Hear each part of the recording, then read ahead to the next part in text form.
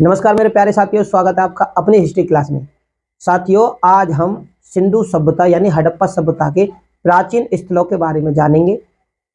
तो आज जो जानेंगे प्राचीन स्थल बनावली के बारे में जानेंगे। किसके बारे में? सिंधु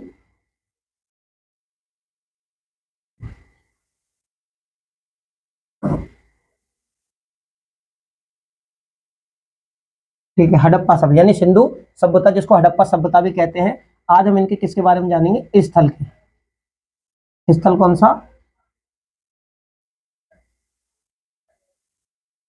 क्योंकि मेरे प्यारे साथियों, पिछली वीडियो के माध्यम से हमने इनके प्राचीन स्थलों के बारे में ही जानकारियां जुटाने की कोशिश की है।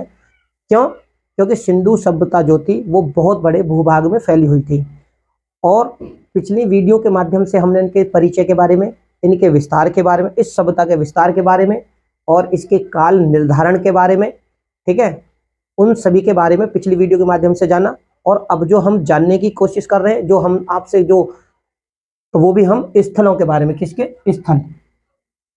सभ्यता सिंधु सभ्यता तो है ही, यानी हड़प्पा सभ्यता, लेकिन हम इनके स्थलों के बारे में जानने की कोशिश कर रहे हैं कि भाई इन स्थलों से हमारे जो पुरातत्व विद्वान थे उनको कौन कौन सी ऐसी चीजें मिली और हमें क्या मालूम चला कि भाई इस सभ्यता के जो मनुष्य थे वो क्या क्या कार्य करते थे, किस प्रकार से अपना जीवन यापन करते थे। तो आज जो हम जानेंगे किसके बारे में? बनावली। बनावली, इसकी जो खोज की थी, बनावली जो प्राचीन यानी प्राचीन स्थल है सिंधु सभ्यता का है, तो इसकी जो खोज की थी, लिख देता हूं यहां पर, बनावली।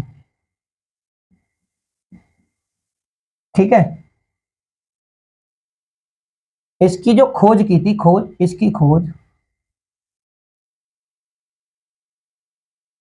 इसकी खोज 1973 ईस्वी में आर.एस. बिष्ट ने की थी। किसने की थी? तो 1973 ईस्वी में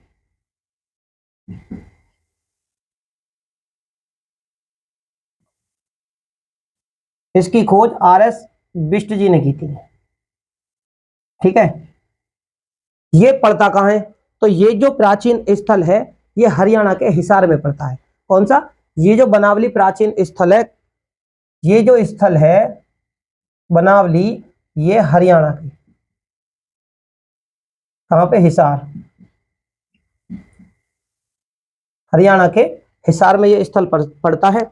यहाँ के जो मनुष्य रहते थे, हमारे प्राचीन जो पुरातत्व विद्वान थे, उनको यहाँ से जो जानकारियां मिली थी वो ये कि यहाँ पर इस स्थल पर जो मनुष्य रहते थे, ठीक है, इस यहाँ पर जो मनुष्य रहते थे, उन्होंने यहाँ पर क्या पाया कि यहाँ पर दो संस्कृतियां प्रचलन में थी।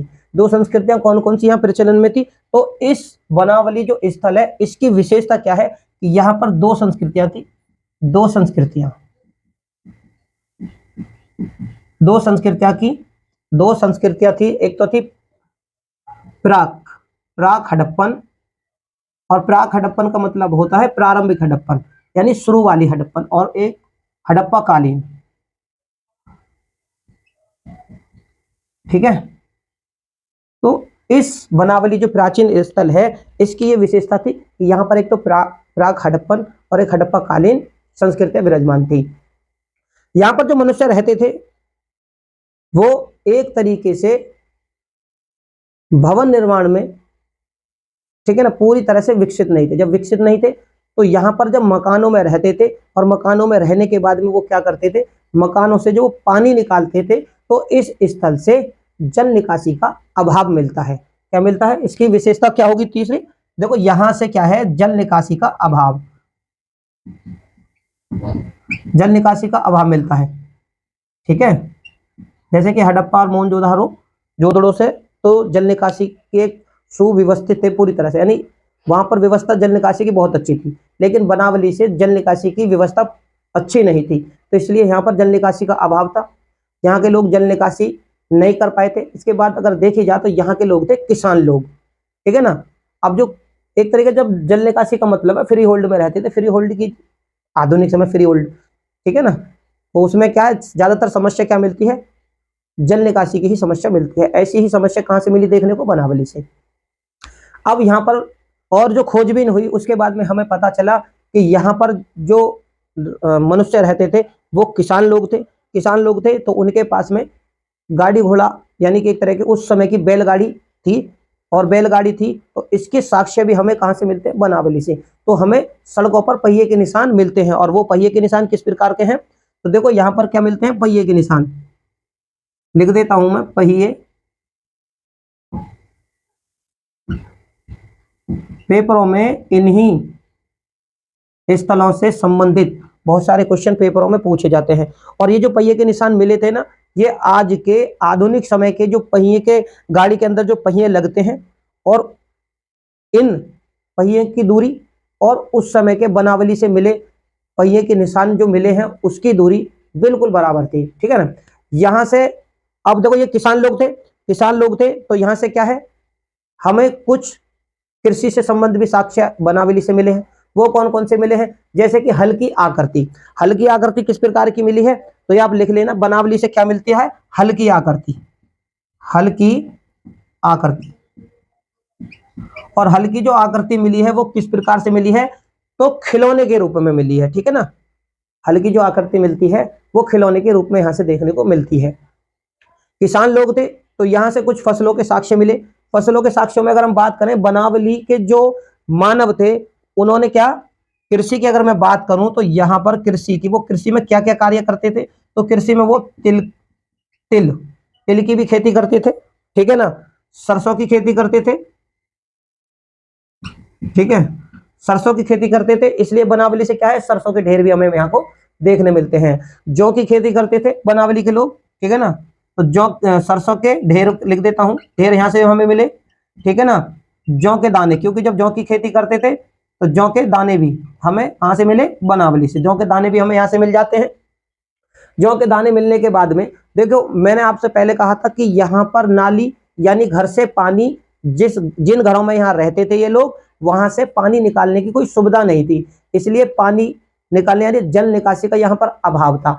और जब अभाव था, लेकिन उन लोगों ने नालियां बनाने की पूरी तरह से कोशिश की, लेकिन उनमें ये साबित नहीं कर पाए, हमारे पुरातत्व विद्वानों को जो मिला कि वो नालियों के साक्ष्य तो मिलते हैं बनावली से, ठीक है, नालियों के अवशेष मिलते हैं, लेकिन जल निकासी का अभाव उन्हें वहां पर देखने को मिलता है, ठीक है।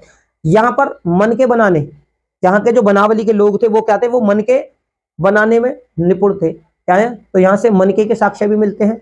मातृ देवी की लघु मृण मूर्ति यहाँ से क्या मिली, क्योंकि खिलौने के रूप में ये जो हल्की आकृति है किसमें मिली, खिलौने के रूप में, खिलौने के रूप में लिख लेना, ठीक है, खिलौने के रूप में मिलती है हल्की आकृति। इसी प्रकार क्या है, मातृ देवी की लघु मतलब छोटी, मरण और मूर्ति, मरण यानी मट्टी की मूर्ति, ठीक है ना। तो मातृ देवी की लघु मरण मूर्ति कहां से मिलती है, वो भी बनावली से हमें मिलती है। तांबे के वाण आग्रह यानी वाण का जो आगे का हिस्सा होता है, वो जो थे यहाँ के जो मानव थे वो तांबे के वाणों का यानी अगला सिरा जो होता था वो तांबे का बना होता था। तो यहाँ से क्या मिलता है, बनावली से हमें तांबे के वाण आग्रह भी मिलते हैं, और मानव और पशुओं की जो मूर्तियां भी। तो मैंने आपको पहले बताया किसान लोग थे, खिलौने के आकार में हल्की आकृति मिली, ठीक है ना, कृषि में तिल सरसों जौ ये सब उगाते थे, उनके साक्ष्य भी हमें देखने को यहाँ मिल जाते हैं। इसके बाद में अगर बात करें तो यह मानव और पशुओं की क्या है, मूर्तियां भी मिलती हैं, ठीक है। तो इससे साबित होता है कि यहाँ के जो मानव थे बनावली के, वो मूर्ति बनाने में निपुण थे, ठीक है, और धार्मिक प्रवृत्ति के भी यहाँ से हमें मिल जाते हैं। अब बात करें तो देखो यहाँ से देखो हमें क्या, मातृ देवी की लघु मरण मूर्ति मिलती है। अभी मैंने क्या बताया कि तांबे के वाण, जो तांबे के जो वाण होते हैं उसका अगला भाग जो था वो तांबे का बना हुआ था, ठीक है, कहां से मिला, बनावली से, ठीक। चरट के फलक कहां से मिले, वो भी देखो हमें बनावली से मिलते हैं। अब बनावली से मिलते हैं तो उसके बाद में फिर और खोजबीन होती है, तो पता चलता है कि यहां से शैल खड़ी की क्या मिलती है, शैल खड़ी की मोहरे क्या है, शैल खड़ी की यहाँ मोहरे मिलती हैं। पकी हुई मिट्टी से बनी भी कुछ मोहरे हमें कहां से मिली, तो वो भी हमें बनावली से ही मिलती हैं। तो ये कुछ ऐसे तथ्य हैं जो कि पेपरों में ज्यादातर पूछे जाते हैं। तो ये मैंने आपसे जो साझा किए हैं, तो वो केवल बनावली से हमें क्या क्या चीजें देखने को मिलती हैं वही चीजें हमने यहाँ पर आप लोगों से साझा की हैं। अभी तक हमने यहाँ जो मनुष्य रहते थे उनकी धार्मिक प्रवृत्ति, ठीक है ना, राजनीतिक, सांस्कृतिक, ऐसी कोई सी भी प्रवृत्ति के बारे में हमने आपसे कोई ज्ञान साझा नहीं किया, क्योंकि हमने जो केवल किया है स्थलों से संबंधित, कि भाई यहाँ पर जो स्थल से और स्थल जो थे यहाँ से हमारे जो पुरातत्व विद्वान थे उनको क्या क्या चीजें मिली, उनके बारे में हमने जाना, है ना। तो अब जो हम जानेंगे वनावली के बाद में जो स्थल खोजा गया था। मेरे प्यारे साथियों, मैं आपसे एक बार फिर विनती करूंगा, चैनल मेरा नया है, मेरी वीडियो अगर आप लोगों को पसंद आए तो इसे ज्यादा से ज्यादा लाइक करें, शेयर करें, चैनल पर नए हो तो चैनल को सब्सक्राइब करें। धन्यवाद।